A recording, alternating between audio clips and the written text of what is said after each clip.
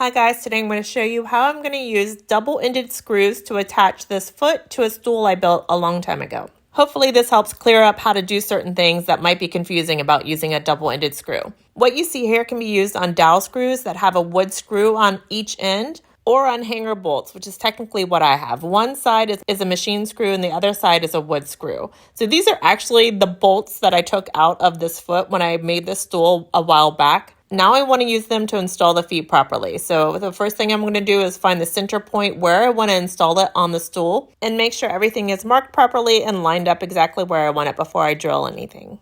I'm not sure exactly what size this hanger bolt is, but it's pretty easy to find the drill bit that's going to work for you by holding the end of the drill bit up against the screw or whatever you're using. As you can see here, the drill bit fits perfectly into that hole without being too big or too small, so that verifies that I've picked the right size. So I drilled that hole where I marked. Now, some people like to use wood glue when they're using these double-ended screws to more permanently attach things together. If you need to do that for whatever you're building, go right ahead and use wood glue with that too. So I wanted to show here that an adjustable wrench is not going to really help you with these double-ended screws, not unless you have teeth on your adjustable wrench. So I went and grabbed my vice grips. I love this little tool. It's really nice and handy. The teeth on it make it grip onto that wood screw side of that double-ended screw.